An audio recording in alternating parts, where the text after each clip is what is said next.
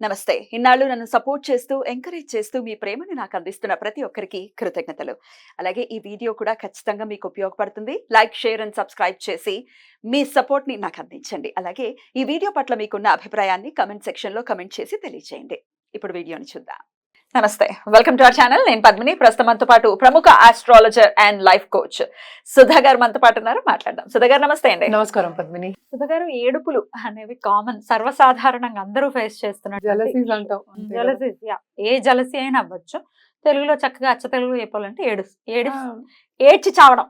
అదే ఎదుటి వాళ్ళని చూసి మనకి లేదు అనుకోవడమేగా ఇంకా ఎవడు ఏది డిజర్వ్ చేస్తే అది వస్తుంది ఖచ్చితంగా. తప్పక వస్తుంది. సరే, అయితే ఈ ఏడుపులు సర్వసాధారణంగా వినేటువంటి మాట ఏంటి అంటే, మా చుట్టాల నుంచే ఏడుపులు ఉందండి.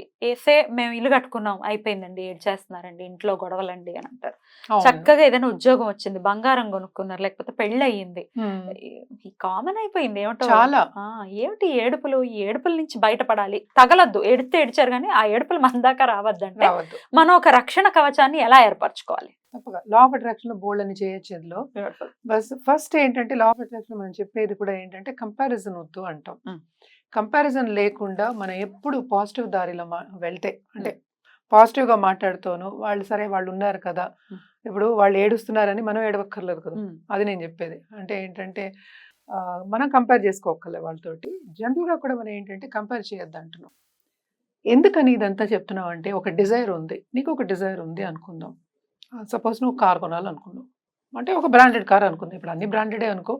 ఒక ₹1,00,00,000 కార్ కొనాలి అనుకున్నావు, ఎప్పుడో కొనాలనుకున్నావు. అది ఎవడో పక్క వాళ్ళ ఇంట్లో తెచ్చి పెట్టుకున్నాడు అనుకుందాం కాసేపు. అది చూసినప్పుడల్లా ఏమిటి, వాడు కొనుక్కున్నాడు, నేను కొనుక్కోలేదు, వాడు కొనుక్కున్నాడు, నేను కొనుక్కోలేదు, వస్తుందా రాదా? అది ఉంటుంది, తప్పక ఉంటుంది. అది human mind. Human mind is like a monkey only. It will attach it self only to the negative. అది ఫస్ట్ గుర్తించాలి. సెకండ్ థింగ్ ఏంటంటే, సరే వాడుకుంది, నాకు కూడా వస్తుంది అనుకోవడం పాజిటివిటీ. ఎప్పుడు నీకు యూనివర్స్ ఇస్తుంది, నువ్వు పాజిటివ్గా ఉండి ఆ దారిని నడిచినప్పుడు తప్పక ఇస్తుంది. ఆ దారిని నడిచినప్పుడు ఎన్నో అవంతరాలు వస్తాయి. మనం ఇప్పుడు ఒక రోడ్ మీద వెళ్తాం, గుంటలు లేకుండా ఉంటాయి. కాలు మెలతపడుతుంది, లేచి నడుస్తావా, అక్కడే కూర్చుంటావా? చేస్తాం, వెళ్ళిపోతాం ముందుకు. కరెక్ట్. సో ఇవన్నీ ఏంటంటే మనం పాజిటివ్ గా ఉండాలి అని చెప్పడానికి. అలాగే ఎవరన్నా మన మీద ఏడ్చినప్పుడు, ఎక్కువ నెగటివిటీ మనకి ఇచ్చినప్పుడు, మనం ఎప్పుడు ఏం చెప్తామంటే ఒక స్టోన్స్ పెట్టుకోమంటాం, అంటే క్రిస్టల్స్ పెట్టుకోమంటాము. అండ్ ఆల్సో ఏదైనా ఇప్పుడు ఇంటికి వచ్చేప్పుడు గుమ్మం దగ్గర మనం గణేష్ని పెట్టుకోమంటాము, లేకపోతే ఒక స్తోత్రం చదువుకోమంటాం. ఇవన్నీ చేస్తాం. అలాగే లా ఆఫ్ అట్రాక్షన్ లో పాజిటివ్ గా ఉండమంటాం. క్రిస్టల్ అయితే ఏం చెప్తారు, ఏడుపులు తగలకుండా ఉండడానికి కోసం? అన్ని క్రిస్టల్స్ కలిపిన వస్తాయి మనకి, కట్లో వస్తాయి అనమాట. పింక్ క్రిస్టల్స్ వస్తాయి, నా దగ్గర కూడా ఉన్నాయి, బోల్ నిండా ఉంటాయి నా దగ్గర. ఎందుకని అవి చెప్తాము అంటే, ఇప్పుడు ఉప్పు కూడా మనం దిష్టి తీస్తాం. ఎందుకు దిష్టి తీస్తాము? ఉప్పుతో ఎందుకు దిష్టి తీస్తాం? ఫస్ట్ ఉప్పు అనేది ఏంటి, మనకి భూమి నుంచి వస్తుంది, అంటే everything is from earth. Earth అనే దానికి అన్ని సహించే ఒక ఓర్పు అనేది ఉంటుంది. అలాగే నెగటివిటీని అట్రాక్ట్ చేయడానికి. అలాగే కరెంట్ది కూడా మనం అక్కడే పెడతాం, అంతే కదా. సో అట్రాక్ట్ చేస్తుంది. ఇప్పుడు ఉప్పు అయినా సరే, ఒక జెమ్ స్టోన్ అయినా సరే, మనం అందుకే ఇస్తాం, ఆ నెగటివిటీ పోవడానికే ఇస్తాం అనమాట. అలాగే పూజలు కూడా మనం చెప్పేది దానికి. But in this law of attraction లో కానీ, వాళ్ళు వెస్టర్న్ కంట్రీస్ లో కానీ వాళ్ళు జేడ్ పెట్టుకుంటారు, జేడ్, మూన్ స్టోన్, ఒక్కొక్కళ్ళు ఒక్కొక్కటి నమ్మకం, అంతే. సో ఈ క్రిస్టల్స్ అనేవి ఏంటంటే హిమాలయన్ క్రిస్టల్స్ అని వస్తాయి అనమాట, పెద్ద వస్తాయి. సో ఒక బౌల్లో తీసుకొచ్చి అక్కడ పెట్టుకుని, అదేంటంటే మోస్ట్ ఇంపార్టెంట్, వాష్ చేస్తూ ఉండాలి, క్లెన్స్ చేసుకోవాలి, తప్పక క్లెన్స్ చేసి పెట్టుకుంటూ ఉండాలి. ఎన్ని రోజులకు ఒకసారేనా? It all depends. అంటే ఏంటి, యూజువల్ గా నేను 1 year ఒకసారి చేస్తాను. It all depends. ఎక్కువ మంది వచ్చారంటే ఒక 6 months, లేకపోతే 3 months. అది వాష్ చేయడం ఎంతసేపు, అదేం పాడేయ రాళ్ళు ఎంతసేపు పాడబోవే, ఎప్పుడు కావాలంటే అప్పుడు చేసుకోవచ్చు. బట్ జనరల్ గా చెప్పేది అది. అండ్ ప్లాంట్స్ కూడా కొన్ని మంచి ప్లాంట్స్ ఉంటాయి, అవి కూడా పెట్టుకోమని చెప్తాను. మనీ ప్లాంట్ కూడా అది వన్ ఆఫ్ ద థింగ్. దృష్టిని పోగొడుతుందా? కొంతవరకు మనకి మనీ ఎక్కువ రావాలి అని పెట్టుకుంటాం యూజువల్ గాను. దృష్టిని పోగొడుతుంది పూర్తిగా నేను చెప్పట్లా, బట్ అలాంటి ప్లాంట్స్ ఉంటాయి అనమాట. అవి ప్లాంట్ పెట్టుకోవడం కూడా మంచిది. అండ్ ఆల్సో ఏంటంటే మనం డైవర్ట్ అయిపోయి మనం నెగిటివ్ అవ్వకూడదు, అది మోస్ట్ ఇంపార్టెంట్. వాళ్ళు ఏడుస్తున్నారు కనుక నేను కూడా వాళ్ళ మీద పడి ఏడుస్తాను అంటే కరెక్ట్ కాదు. వాడి గాడిదైతే నువ్వు గాడిద అక్కర్లేదు కదా. నువ్వు పాజిటివ్ గా ఉంటే నీకే పాజిటివ్ అట్రాక్ట్ అవుతుంది. ఏంటంటే మన లా ఆఫ్ అట్రాక్షన్ లో చెప్పేది లైక్ అట్రాక్ట్స్ లైక్. సో పెంచుకోవడం కూడా మనం అందుకే కదా. ఇప్పుడు ఒక చెట్టుని పెంచుకున్నాం అంటే పెంచుతున్నాం. సో అన్ని గ్రో అవుతాయి అనడానికి అది నిదర్శనం అన్నమాట. సో ఎప్పటికైనా ఏడుపు పెడమప్పులు ఉంటే దిష్టి తీసుకోవడం ఒకటి, గుళ్ళకి వెళ్ళడం ఒకటి, ఇవన్నీ మనం మామూలుగా చెప్పుకునే ఒక విషయాలు. ఎక్కువ ఏంటంటే క్రిస్టల్స్, ఒక్కళ్ళకైతే ఒక చిన్న క్రిస్టల్ కూడా ఇచ్చాం అనమాట. ఒకే ఒక స్టోన్, ఆ స్టోన్ తోనే చాలా మటుకు, ఎందుకంటే నీ మైండ్ ని నువ్వు చేంజ్ చేస్తున్నావు.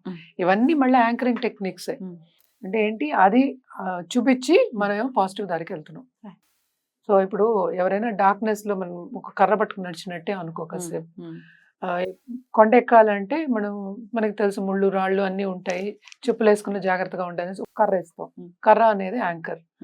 సో మనకి అంటే ఏంటి అక్కడ నిలుపుతుంది అని లెక్క అన్నమాట. ఇవన్నీ యాంకరింగ్ టెక్నిక్స్, అది పెట్టుకుని మనం చేసుకోవడం అనేది ఇంపార్టెంట్. అందుకని వాళ్ళు అందరూ ఏడుస్తున్నారని మనం పిలవడం మానేసినా పిలుస్తున్నాం కదా మరి.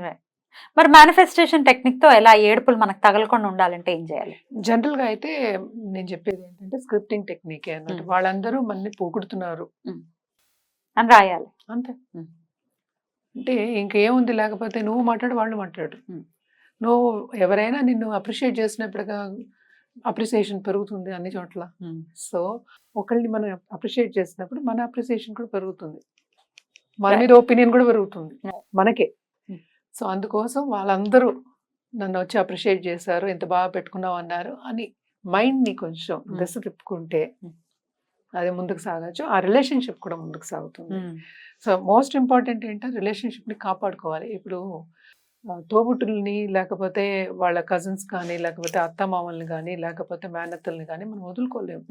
ఎవరికైనా ఇప్పుడు గృహప్రవేశం అయినా ఏదైనా సరే మనం పిలుచుకునేది మన వాళ్ళనే. సో మన వాళ్ళు ఇలాంటి వాళ్ళు అని తెలిసినప్పుడు దాని గురించి ఆలోచించకూడదు అనేది నా ఇదన్నమాట ఒపీనియన్. వాళ్ళు అలాంటి వాళ్ళని తెలిసినప్పుడు మనం ఎందుకు ఇంకా పిలవడం తప్పదు, పిలుస్తాం దాని గురించి ఎందుకు ఆలోచించాలి. వాళ్ళు అంతే, వదిలేయడమైనా వదిలేయాలి, లేకపోతే నిన్ను మార్చుకోవాలి. ఈ రెండే మనం చేయగలిగింది ఒకటి. ఎందుకంటే ఎవరిని మనం మార్చలేము, మనం మార్చుకోగలం. అందుకోసం ఈ మేనిఫెస్టేషన్ టెక్నిక్స్ అనేది కూడా నేను చెప్పింది ఏంటంటే మనం బాగున్నాం వాళ్ళందరితో అని రాసుకోవాలి. అప్రిషియేట్ చేసుకున్నాం, నన్ను అప్రిషియేట్ చేశారంటే వాళ్ళ మీద ఒపీనియన్ పెరిగినట్టే కదా నాకు. అంతే, నా ఎదుగుదల చూసి వాళ్ళు సంతోషంగా ఉన్నారు అనుకోవటం అంతే. రివర్స్ సైకాలజీ వాడడమే దీంట్లో, అంతకనే ఏం చేయలేము. బాగుంది మ్యాజిక్. డెఫినెట్ గా ఇవి చేసుకుంటే డెఫినెట్ గా మార్పు అనేది ఉంటుంది. ఏడుపులు కూడా తగలకుండా ఉంటాయి. అంతే, తగలవు కదా, ఎందుకంటే మనం పాజిటివ్ గా ఉన్నప్పుడు ఎలా తగులుతాయి. మనం ఎప్పుడు నెగటివ్ ఆలోచిస్తాం, మనం చేసేదే క్రియాకర్త కర్మ మనమే మన లైఫ్ కి. నేను ఎప్పుడు అదే అంటా, నీ లైఫ్ నువ్వే హీరోయినో హీరోవో, నువ్వు ఏం చేసుకోవాలో నీకే తెలుసు, పక్క వాళ్ళ గురించి ఎందుకు ఆలోచించారు. బ్యూటిఫుల్ అండి. చాలా అంటే ప్రాక్టికల్ గా అప్లై చేయాలి వీటిని, డెఫినెట్ గా ఇంపాక్ట్ అనేది ఉంటుంది చెప్తున్నారు. అయితే క్రిస్టల్స్ కి సంబంధించి ఒకవేళ తెలుసుకోవాలి అని అనుకుంటే సుధా గారిని ఒకసారి కాంటాక్ట్ చేయండి. రైట్ సుధా గారు, thank you so very much. నమస్తే.